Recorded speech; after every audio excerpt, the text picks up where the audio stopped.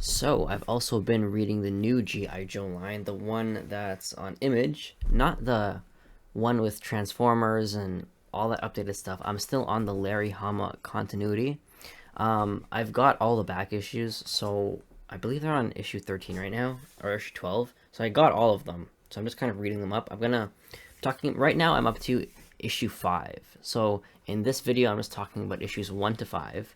All written by Larry Hama and drawn by Chris Mooninghamn. Let's talk about the art first off. I like it. I have just a little gripe with it that I've discussed in previous videos. The pencils itself by Chris Mooninghamn, great. I love them. Like here's a random page. Very nice. I love it. The coloring, on the other hand, like I've seen, like I think on the first issue, they showed his pencils, and his pencils it's very sketchy. It's very nice. I just don't like all these like filters that they have. Again, it's just like they have like a filter. Like I don't know if I can see it, but they're kind of like trying to emulate like those dots in the old Scott comics. Those like little dots everywhere with the colors, and I don't like it. I don't like it. I don't like how it looks.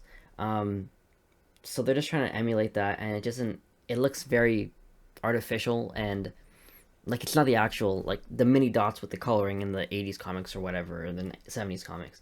So I don't really like that. The color itself is fine, but I just don't like how they keep throwing these like Photoshop filters on them, and it just doesn't look good in my opinion. But it doesn't like deter from the art that much. Like it's not the biggest deal in the world. I can live with it. Apparently the next issue is another artist, so I don't know if the coloring will be different or not. But something that I just kind of consistently kind of irritates me is just the filters. I don't like them. But the pencils itself are very nice. So I don't think that's Chris Mooningham's fault or anything. So the story, obviously right now I'm reading, I actually have it right here. The OG 1982 Marvel G.I. Joe run, and I'm still reading this, but I'm kind of, obviously I jumped forward like 300 issues to the new stuff, and yeah, a lot has changed.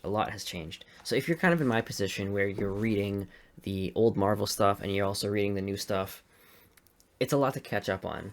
Right off the bat, the Baroness isn't with Cobra anymore. Baroness is with Destro. I have no idea who Destro is. He's not in the Marvel runs yet, at least what I'm reading up to. And then there's this other faction called Serpentor Khan, some snake guy, and pretty much the first arc of this story is Serpentor Khan blew up an island and infected a bunch of people with like some weird reptile venom thing. So there's like a whole army of weird reptile hybrids. So there's like 3 factions. There's the Cobra people, the Serpentor people, and the Joe people, and they're all pretty much fighting. And then I guess Baroness and Destro are on some side doing their own thing, and there's some weird subplot with them and another guy. I don't know half of these people just because I have 300 issues to catch up on. But it's not, there's some conflicting people. Some people are saying it's kind of hard to get into. Some people are saying it's not that hard to get into. Like, it wasn't, I kind of figured it out, to be honest. Even though there's a bunch of characters I don't really know. Like, there's like a girl Snake Eyes, and there's like some other people. I don't really know them, but I'm kind of catching up with them, so it's not that bad. I've kind of got where they are right now. But I honestly, I find it funny that after like 40 years, 300 issues, at the end of the day, it's still a battle between the Cobra and the Joes. Like it's the same shit for 40 years, but I find very funny. It's like literally, it's like Batman and Joker, Shredder and the Ninja Turtles. Like it's the same thing over and over and over. Nothing too major to report on, to be honest. Unlike the old Marvel stuff, at least what I've been reading so far, most issues are contained stories. So there's a beginning, middle, and end for each issue. It's more doing more of a modern comic storytelling, obviously, where there's kind of a part 1, part 2, part 3, part 4. So it's like it's kind of a continuous story. It's not necessarily isolated stories, which it's fine. Also, another contrast is it takes way less time to read one of these. With those Marvel issues, it takes me like 20 minutes to read these. These significantly less. There's just open a random page, significantly less text. Like if you look at this, and I'm gonna open a random page in the Marvel one, and like Yeah, right off the bat, significantly more text. But yeah, but overall, I'm enjoying the new series. I would say if you're a beginner G.I. Joe fan that hasn't read anything, period, and you want to get into the new Image stuff, I'd say just watch a quick YouTube recap, read a couple of Wikipedia articles, chat GPT it. You'll be fine. You'll be caught up. It's not that crazy. I think you'll survive.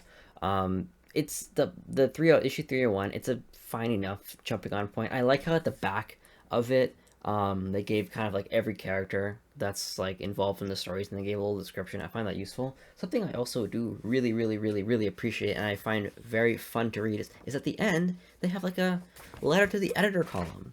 And the only other comic series that I'm reading right now that has that is Gunslinger, and it's not even like every month. It'll be like a couple times a year maybe, because they'll have different we'll have like different like things at the back, so it's not even every issue. But for this, like pretty much every issue, they have multiple pages. Even with Gunslinger, it's like one page.